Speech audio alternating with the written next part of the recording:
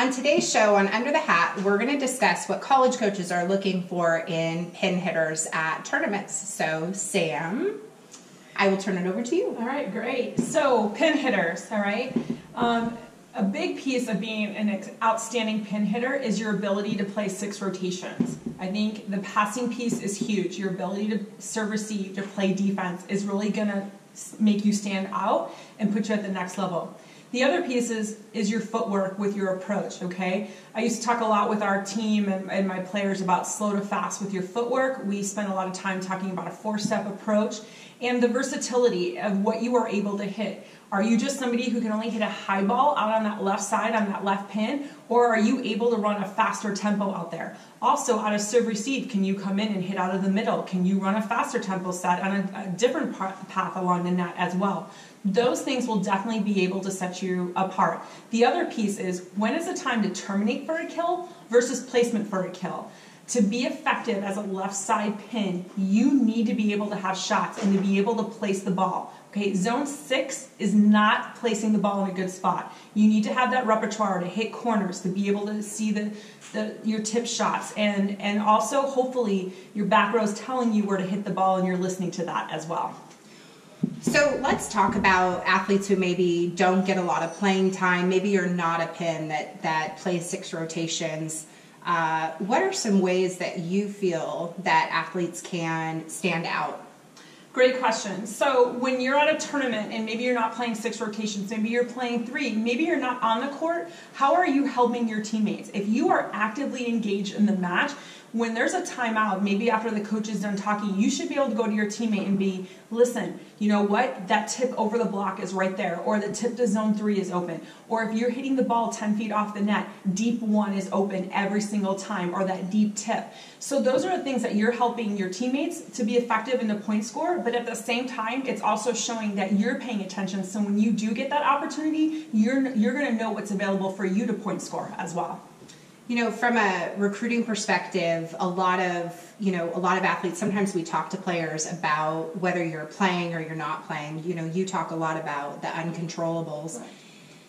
You know, several years ago, we had an athlete who did not get a lot of playing time in her junior year, and she ended up getting 3 Division I offers. A lot of people have questions about how, something like that can happen. And so one tip that I give families is to get film even in practice, like to make the most of it. That's also a good time, like if you're not a pin that gets 6 rotations at a tournament, typically, if you're playing 6-on-6 in practice, you will play in 6 rotations, and so that may give you the opportunity to be able to show some of that ball control.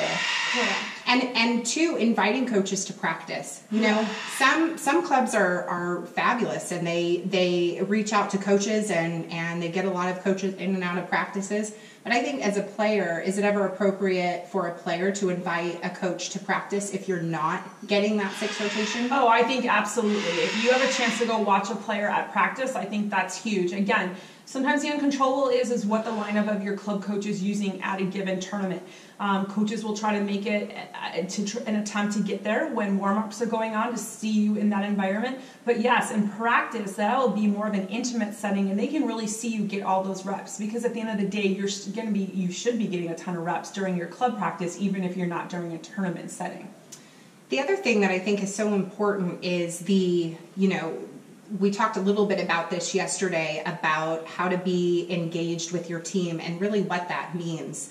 I think it's so important that as an athlete, you're cheering your team on. Like, I think everybody should be able to hear you actually cheer your teammates on. And if your club coach calls you in as a sub, for example, just knowing where you're supposed to be, being able to enter the court and know exactly where you're supposed to be. You're not having, you may be communicating with your setter as a pin to say, hey, this is what I want to run. And maybe your setter's telling you what offense you're going to run. But I think it's so important to be engaged and to be cheering, like a lot of energy, and warm-ups too. Holy cow. How many times have we gone to tournaments and we come up and just the energy on the court is so, it's like lackluster. For sure. And I think having energy is a way to really set you apart from the competition. Yeah, absolutely. I mean, one of my words is always hashtag celebrate. And you've got to be able to celebrate every time. That's something to work on 1% every single day.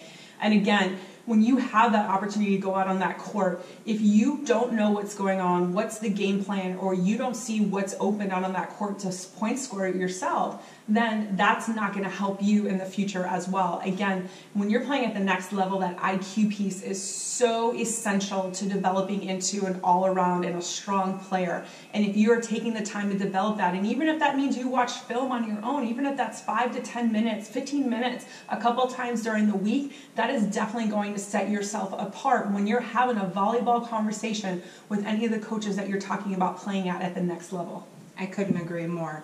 What are some of the things that you're excited about in Denver this week? We leave tomorrow. We're fired up for the weekend. Denver's always been one of my favorite events. So to get there, I just had a couple people text me earlier, like, oh, you always go to Denver at this time of the year. Great volleyball with competition all over the country. Get to see a lot of our friends that are going to be there out there. It's the first big qualifier of the season. So everybody's excited to be out there and to be volleying it up for sure.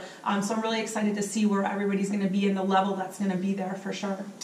Well, we'd love to hear from you, so we'd love to hit us up on the DM on Instagram, vballrecruiter, and then myrecruitingsolutions.com. Any tips that you guys are looking for, any topics that you want to discuss, we'd be totally excited to hear from you. So thanks so much. See you soon. Bye.